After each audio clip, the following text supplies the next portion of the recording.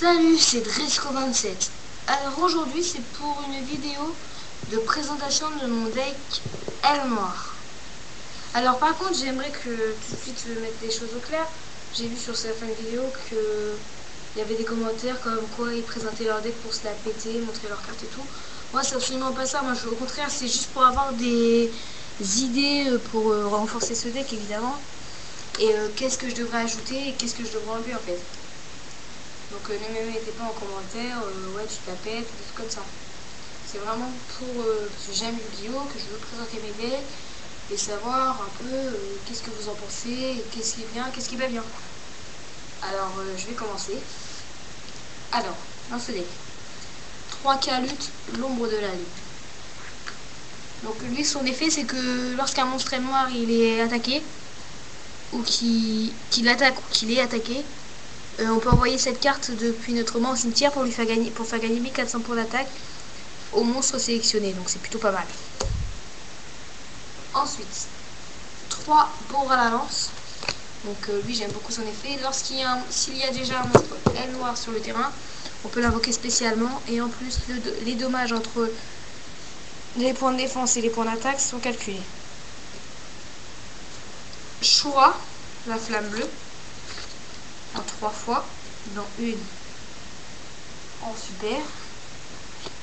Alors lui son effet c'est que lorsqu'elle est détruite, je peux aller invoquer spécialement un monstre avec 1500, un monstre noir avec 1500 points d'attaque ou moins depuis mon deck, et les effets par contre sont annulés. Ensuite 2 Mistral le tourbillon.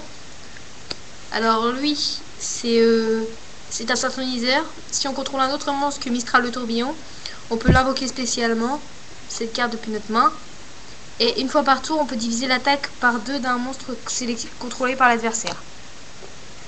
Ghibli, le vent flamboyant.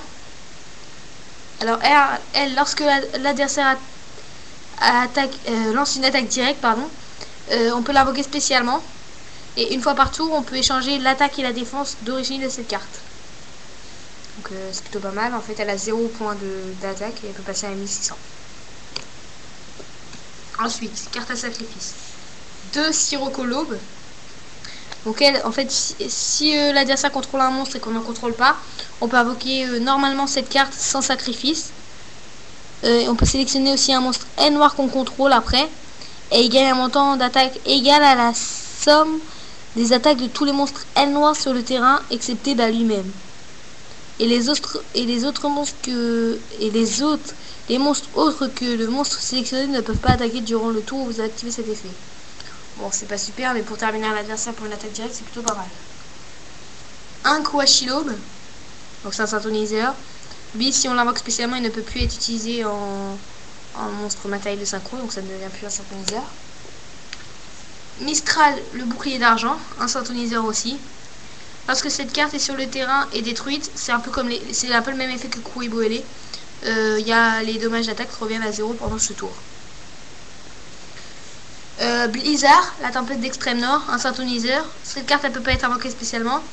Et lorsqu'elle est invoquée normalement, on peut aller invoquer spécialement un monstre N noir de niveau 4 ou moins depuis notre cimetière en position de défense. Donc c'est plutôt pas mal pour après, si on prend un monstre niveau 4, invoquer arsenal aérien que je vous présenterai là. Fouen, la chaîne de fer, elle peut attaquer directement. Et lorsque cette carte attaque l'adversaire directement et lui inflige des dommages de combat, donc on peut changer un monstre on peut changer un monstre qui était en position d'attaque et le mettre en position de défense. F1, le corbeau funeste. Alors lui, c'est un monstre avec des sacrifices. Si on contrôle un monstre L noir face recto, on peut l'invoquer normalement sans sacrifice. Et lorsque cette carte est invoquée normalement, on peut changer la position de combat d'un monstre contrôlé par notre adversaire. Donc là aussi un très bon effet pour un monstre en sacrifice. Ensuite, carte magie. 2 tourbillons noirs. Donc lorsqu'un monstre L noir est invoqué normalement, on peut aller en chercher un depuis notre deck et le mettre depuis notre deck et l'ajouter à notre main. Puissance du vent. On sélectionne un monstre L noir dans le cimetière. On reçoit des dommages égaux à son attaque et on peut l'ajouter à notre main. attaque tourbillonnante de rapace. On renvoie un monstre noir que l'on contrôle dans le deck et on ajoute un monstre noir depuis notre deck à notre main. Nid d'hirondelle. On sacrifie un monstre de type bête ailé face recto qu'on contrôle et on peut invoquer spécialement un monstre de type bête ailé depuis le deck avec le même niveau que le monstre sacrifié. Double invocation, bon j'explique pas. Robocomète pareil. Tourbillon pareil. Chambouleur de cartes c'est pareil, ça permet de mettre un monstre de l'adversaire au cimetière, mettre un monstre en position d'attaque de l'adversaire et le placer en position de défense. Un Monster Reborn. Plume de duplication, donc elle, ça permet d'annuler un... On envoie un monstre noir depuis notre main au cimetière. On sélectionne une carte piège qui est sur le terrain de notre adversaire et l'effet de cette carte et l'effet de la carte est annulé. Non, et l'effet de la carte est le même que la carte.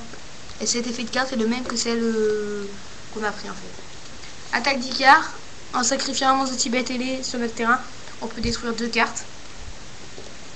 Aile noire bombardement. On sacrifie un monstre aile noire pour sélectionner un monstre synchro face recto qu'on contrôle. Ce monstre synchro gagne un montant d'attaque égal à l'attaque du monstre sacrifié. 2 pièges de défense. Donc là on pioche une carte et ça devient nos dommages reviennent à 0. Un épouvantail de ferraille. Une armure de Sakuratsu. Un potin du temple maudit. Et un Waboku. Ensuite mon extra deck, donc il m'en manque extrêmement, hein, il me manque des grosses cartes. Un maître des armures en ultimate. Donc lui son effet c'est qu'il ne reçoit aucun dommage de combat et peut être détruit au combat. Et arsenal aérien. Si cette carte attaque un monstre en position de défense, elle gagne 500 points. Et en plus il y a le dommage lorsqu'elle attaque un monstre en position de défense. Voilà, donc c'était Resco 27. A plus pour prochaine vidéo. Salut!